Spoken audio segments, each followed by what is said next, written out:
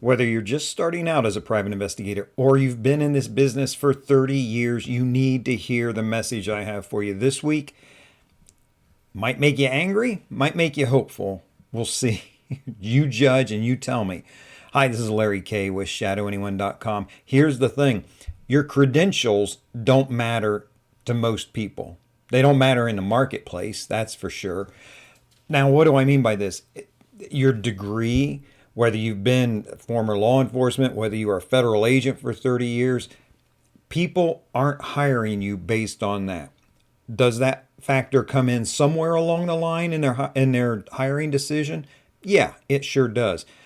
If you're new into this business, that should give you hope because you don't have to have all of this credentials and experience in that in order to sell your services. Now, I make a distinction here between doing the job well and selling your services.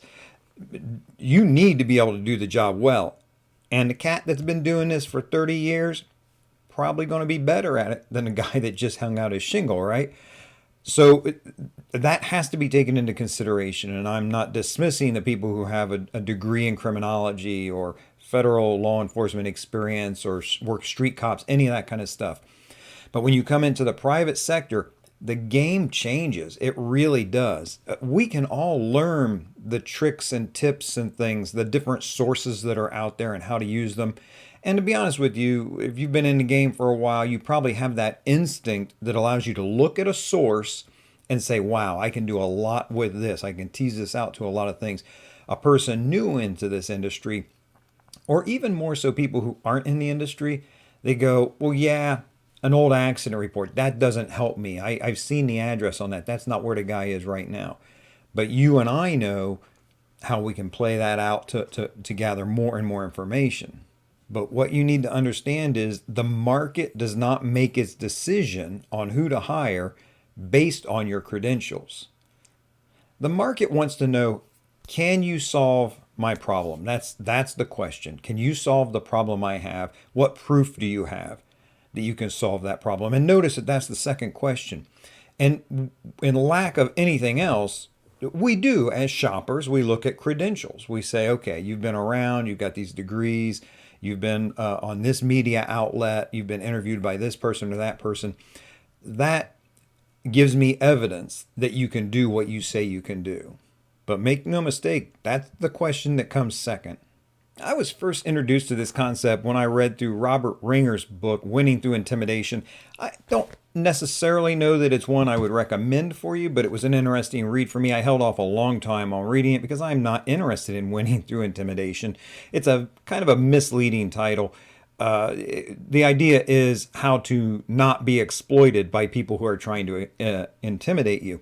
And it's been so long since I've read the book. I honestly can't remember if it's this example I'm going to give you is directly out of here or out of something I learned, from in a lecture or podcast or something from someone who was talking about this book. But the idea is, if you opened a pizza shop, you would not start out and say, well, I'm new. I can't be charging $10 a pie like everybody else. I'm going to charge 25 cents a pizza. And then, as I get experience, maybe once I've been in business for a year and have established a reputation, I'll charge $2 per pizza. And after a while, I can work my way up to $10 a pizza. You would never do that in a million years. You wouldn't price your product like that. Don't price your services like that. And this is the type of thing that, intimidation-wise, the old timers will tell you, who are you to come in and charge $125 an hour or $85 an hour or whatever it is you charge? You might hear them say something like, I've been in this business 30 years. I was a cop for 20 years. I was a detective and blah, blah, blah. And I only charge such and such. Look, first of all, no, they're not who you're selling your services to. And don't get me wrong, if you're a member of your state association, your private investigator association, that's a great thing. Network, be friends with these people. We can all help each other out. I can tell you that's a very powerful, strong thing to do. But don't be intimidated by either the voice in your head that says, I can't charge that much, or by another voice that tells you the same thing.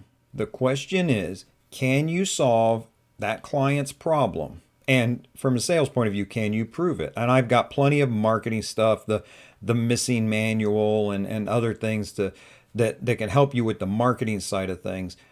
But don't price yourself super low because you got a voice in your head that's working against you, or you got an outside voice that's working against you.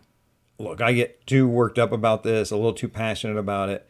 Number one thing, have confidence in yourself, your abilities, your skills, be able to market yourself, and make a big promise to your client and fulfill that big promise. You'll do just fine. If you have any questions, comments, or concerns, let me know. I'm happy to respond to everyone I can. In the meantime, this is Larry K with ShadowAnyone.com. Remember, do the right thing, even if it's the hard thing.